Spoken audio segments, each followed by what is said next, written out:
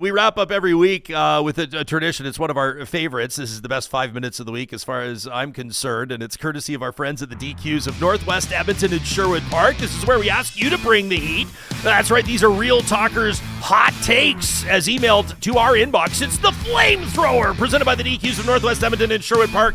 KP writes in and says, Justin Trudeau's picks of Dr. Wells, Daryl Friedhandler for Alberta, Charles Adler for Manitoba in the Senate shows just how out of touch he is with the Western provinces and why we need Senate reform. Mr. Friedhandler, a proud Liberal, a Trudeau donor, using his corporations, can be summed up as a paid senator. He basically bought the job. I mean, look at his net worth. Went from 1.2 million 10 years ago to over 10 million this year. I don't know, KP, I'll take your word for it. He says Charles is the perfect Trudeau lapdog, a former conservative who saw the error of his ways and proudly kissed the shoes of the Liberal tyrant. He has skeletons in his closet like Trudeau, so they're a perfect match. And then we have And then we have Dr. Wells. The man does not represent the values of Albertans or Canadians at large. See what I'm talking about? This is what I was referencing. He says his appointment is solely to stop a worthy candidate who isn't Liberal from filling the position rightfully. You need to represent the population or territory of your appointment. Dr. Wells has already stated he won't do that. No, he didn't. Dr. Wells needs to either represent the 4.9 million Albertans or abandon his appointment, says KP, who goes on to say another bunch of stupid bullshit that you knew I wasn't going to read, buddy. Then he says, thankfully, Jagmeet Singh has done the right thing and torn up his deal with the Liberals. Now he just needs to vote non-confidence and get this election on the road. Then we can start the process of Senate and constitutional reform. Give us an elected Senate with term limits, fix the shortfalls, and if Dr. Wells gets in, I will personally fight to recall his ass. And I know over 3 million Albertans would too. Kyle says, stay safe and see you at Motorcars for a Good Cause. I love that. Driving the discussion on Mental Health, October 5th in Sherwood Park, Kyle. We'll see you there. How about this one from Lauren, who says, I watched your interviews with Tim Caulfield, Professor Caulfield, Bruce Arthur over the past couple of weeks. I respect their opinions. I hadn't watched the episode in question, the one with the COVID vaccine class action lawyers, but I did force myself to do so in the spirit of seeking to understand. And I basically thought my starting point, they're probably batshit crazy, but maybe they're out there and seem to have a ton of influence, so I might as well hear them out. She says, I was disappointed Eva didn't get more time to talk. She was spoken over by a bloviating white man. I think she's talking about the other lawyer, not me. Goes on to say, that other lawyer, Raph, opened up his mouth, never shut up. I was appalled at the personal attacks on Tim Caulfield. That is not okay. But he managed to throw a large number of cherry-picked numbers at you with no context. I'd appreciate you having him back on with someone to question his bullshit. Yeah, I don't know. And I agree with Bruce Arthur that this is not the same as like how to build a highway, right? Diseases are largely eradicated due to widespread vaccination, and those diseases are killing kids again now, right? Measles, whooping cough, polio, like, really? She says, I know people who remember it in the 1950s. Vaccines largely work, but never for 100% of people.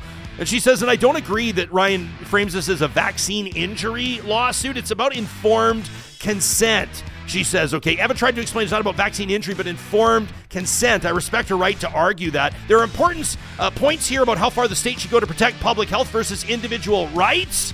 She says, but it's important to cut through the crap. That from Lauren. Erin says, a person in my immediate family allergic to penicillin, like it'll kill them.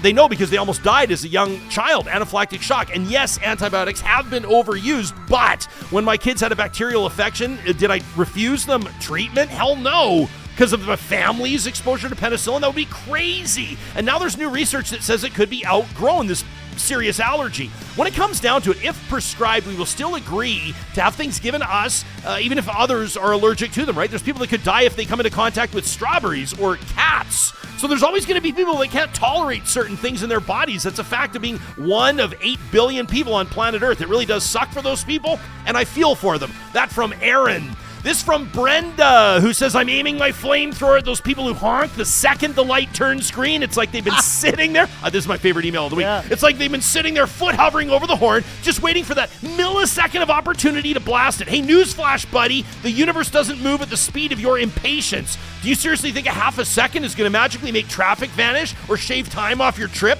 We're all going to the same places, stuck in the same gridlock, but somehow you think that you're the traffic hero? No. You're the villain, says Brenda. Some of us need a moment to transition from red means stop to green means go. How about give me a second to press the gas instead of jumping down my throat with a honk that screams I have no patience and I hate happiness?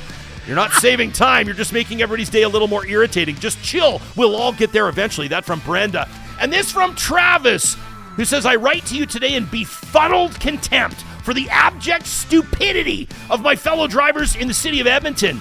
As I'm sure you're aware, some ding-dongs keep managing to broadside our new LRT cars or somehow put themselves on the track and then have the LRT hit them. What kind of idiot does this? Or a combination of one of these three things. Ignore the sign that says no turn on red light. Does not look forward in their desired path of travel to identify large train-sized objects. And 3, does not identify the hazard of hanging out on train tracks. Now, as some ding-dongs may point out, there are no barricades that come down, or maybe more signage or different lane construction might prevent this. But to them I ask, Travis has lost all patience, are you so, earmuffs kids, fucking stupid that you don't know to look out for trains on a train track where trains travel? Like, I don't know about you, Jespo, but I enjoy keeping my car and my person intact. So my safety considerations proceed from that desire, not getting hit. Are these people just not paying attention? If they can't avoid a whole ass fucking train, maybe they shouldn't be on the road. He says, anyway, have a great weekend. I'm probably going to go down as many beers as it takes to sand down the edges of my irritation into a mirror finish. That from Travis, who sent us an email to talk@ryanjesperson.com. You can do the same, and you could be featured in a future episode of The Flamethrower, presented by the DQs in Palisades, Namao, Newcastle, Westmount, and Baseline Road. It's going to be 30 degrees this weekend. Go grab a blizzard and tell them Real Talk sent ya. We got a great week coming up on Real Talk. We'll tell you all about it when you join us right here back again on Monday morning. We'll see you then.